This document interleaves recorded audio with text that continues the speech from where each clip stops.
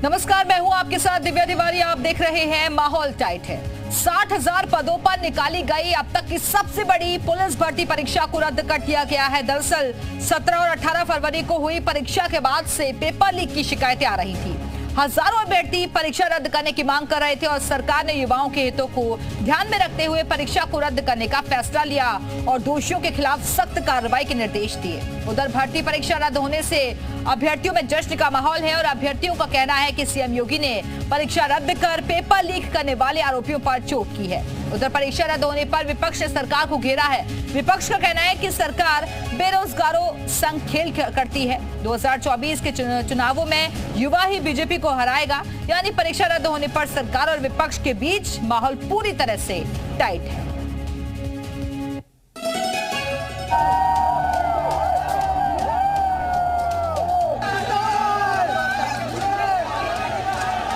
योगी जी ने हमारी मांग पूरी कर दी है।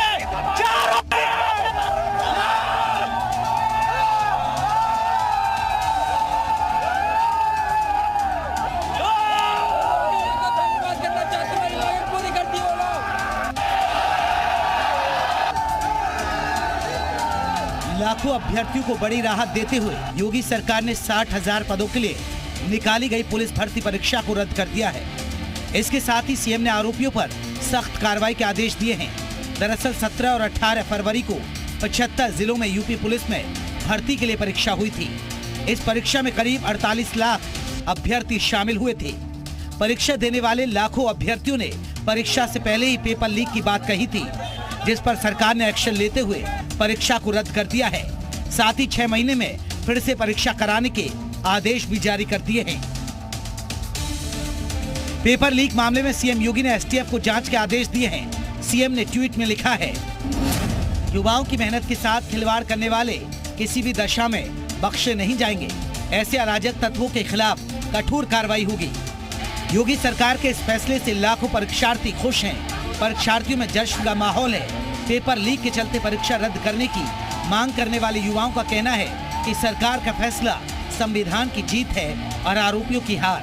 मांग माननी ही पड़ती, सरकार चाहे जो भी कर ले लेकिन उसे माननी ही पड़ती, क्योंकि हमारा जो युवा दल है सबको पता था कि पेपर लीक हुआ है। सरकारें भी जानती थी कि पेपर लीक हुआ है। योगी जी ने हमारी मांग पूरी कर दी है।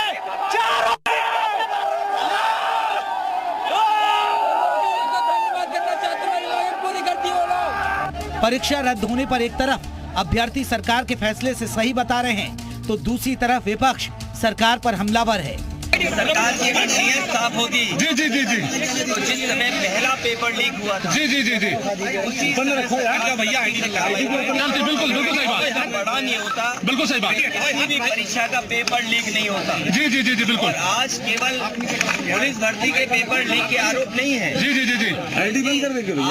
ARO की जो भर्ती हुई जी, उसमें भी बड़े पैमाने पे छात्र नौजवान जी जी जी धरना दे करके बैठे हैं। लोग सोचिए, सरकार जो दावा कर रही थी, हाँ, अरे आपकी आईडी दिख रही कैमरे में भाई, परीक्षा बिल्कुल सुरक्षित होगी। हाँ, ये देखिए, सुरक्षा का पोल खुल गया। बहरहाल योगी सरकार ने पेपर लीक मामले की जांच कर आरोपियों के खिलाफ सख्त कार्रवाई के आदेश जारी किए हैं।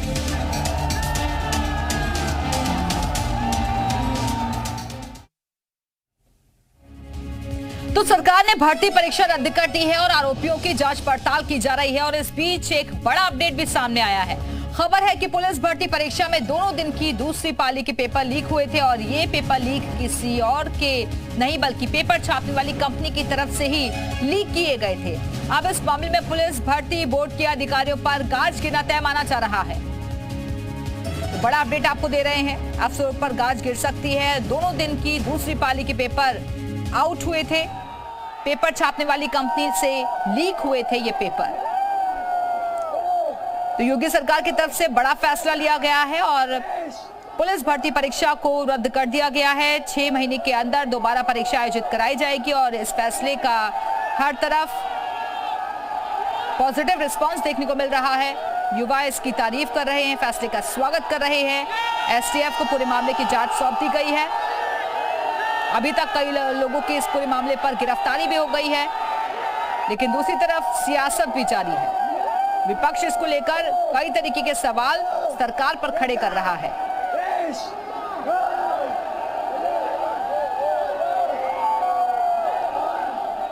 और इसी खबर पर और ज्यादा बातचीत के लिए सीधे रुख करेंगे अपने अलग अलग जगहों से सहयोगी हमारे से जुड़ गए हैं उनका। सबसे पहले विशाल के पास चलते हैं। विशाल, लखनऊ से आप हमारे साथ जुड़े हुए हैं। विशाल, कैसे हालात वहां पर नजर आ रहे हैं, क्या रिस्पांस मिल रहा है अभ्यर्थियों का, क्योंकि एक बड़ा फैसला इसे माना जा रहा है?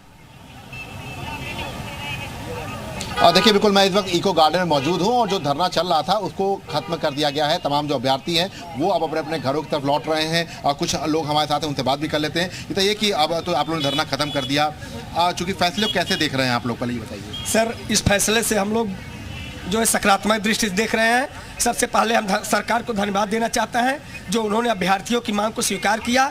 और सबसे बड़ी मांग मेरी है कि जो लड़के दिन रात मेहनत करके इस पुलिस वैकेंसी के लिए तैयारी किए, दिन रात एक कर दिए हैं, जो लोग दोषी हैं इसके खिलाफ कड़ी से कड़ी कार्रवाई किया जाए और भविष्य में ऐसा कोई भी पेपर न हो जो समय से पहले आंसर मिल जाए और भविष्य में हमारे जो नवयुवक हैं उनको नौकरी मिल जाए। सरकारी नौकरी जो सपना सजाए है उनको निष्पक्ष जो है नौकरी दिया जाए और इसकी कड़ाई से कड़ाई इसकी जो है जांच किया जाए और दोषियों को सख्त सजा देकर उनके घर बुलडोजर गिरवाया जाए, तब हम लोग इसके लिए संतुष्ट होंगे।